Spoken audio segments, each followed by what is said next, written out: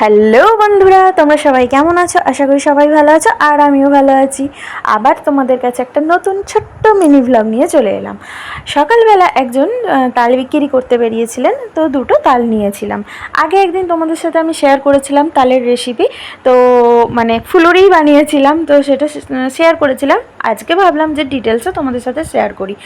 আর তালগুলো কিন্তু খুব সুন্দর ছিল, এত মিষ্টি সেন্ট ছাড়ছিল, মানে সুগন্ধে ভরে গেছিলো।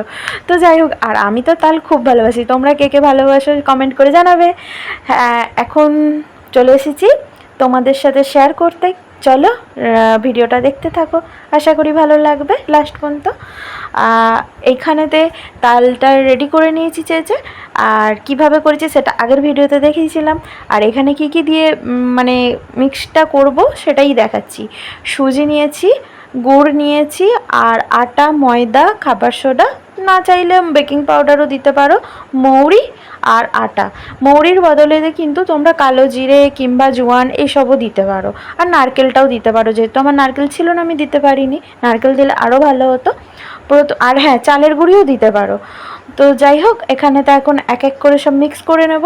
ময়দা দিয়েছি, সুজি দিয়েছি, আটা দিয়েছি, আর হচ্ছে এবার মৌরি, চিনি, এই খাবার সোডা, আর লাস্টে একটুখানি নুন দিয়েছিলাম যাতে ব্যালেন্স হয়। কিন্তু নুন এতে মানে বেশি দিতেও লাগে না, একদম অল্প দিয়েছিলাম, 1 চিমটির একটু বেশি।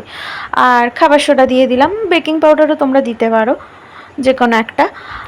যাই হোক, ভালো করে মিক্স করে নেব। আর গুড়টা দিলাম, একটা কালারটাও ভালো আসে আর টেস্টও ভালো আসে।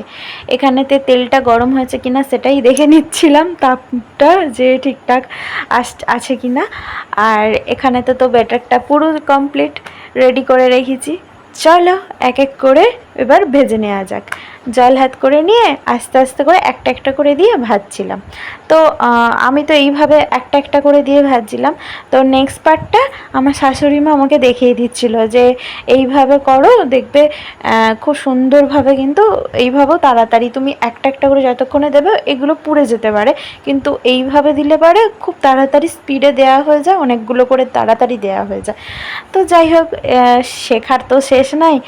যে যেরকমভাবে, আমি তো এইভাবেই অভ্যস্ত বলে সেই জন্য আমি এইভাবেই করে যাচ্ছিলাম। তো মা একবার দেখিয়ে দিলেন, কিন্তু আমি তাও পারিনি। আমি বললাম যে আমার এটাতেই কমফোর্টেবল লাগছে, আমি এটাই করি। বললো যে তাই করো, কিন্তু মায়ের যে করার প্রসেসটা সেটাও আমি দেখাচ্ছি। হ্যাঁ, এই দেখো কিভাবে দিচ্ছে, মানে হাতের মুঠো করে নিয়ে এই মানে ভালো করে প্রেসার দিয়ে এইভাবে দিচ্ছে, তাড়াতাড়ি দেওয়া হয়ে যাচ্ছে। আর এতে সাইজটাও কিন্তু একই আসে। এবার সবাই তো সবটা শিখতে পারে না, তাই না? আমি আমার মতনভাবে এইভাবেই দিয়ে কমফোর্টেবল, সেই জন্য আমি বললাম যে এইভাবেই দিই, কিন্তু মা এইভাবে তাড়াতাড়ি দিচ্ছিলেন। তো যাই হোক, মা কিন্তু অসাধারণ অনেক কিছু রান্না করে। তো যাই হোক, আমার মায়ের হাতের রান্না বেশি খেতে ভালো লাগে। স্পেশালি কিছু কিছু জিনিস আছে যেগুলো মানে মায়ের হাতে না খেলে আমার ভালো লাগে না। বেশি রান্না আমি করি, যেহেতু আমার রান্না করতে খুব ভালোই লাগে। তো যাই হোক, এই দেখো মায়ের যে এগুলো করেছে সেইগুলো কিন্তু পুরো সমান সমান হয়েছে, আর মানে সাইজগুলো সেম সেম হয়েছে। তো ভাজা হয়ে গেছে, বেশি লাল লাল করে ভাজিনি, মানে বেশি কড়া করে ভাজলে একটু দেখতেও কীরকম লাগে। আর এত গরম, তার মধ্যে আবার বৃষ্টি নেমে গেছিলো। তো যাই হোক, এইভাবে এই দেখো, এইগুলো কিন্তু আমার করা, ঠিক আছে? এত বড় বড়, তোমরা কেউ কিছু মনে করো না। আমার কিন্তু এখানেতে তালফুলুরি কমপ্লিট। চলে এসো তোমরা কে কে খাবে। Tata, bye bye.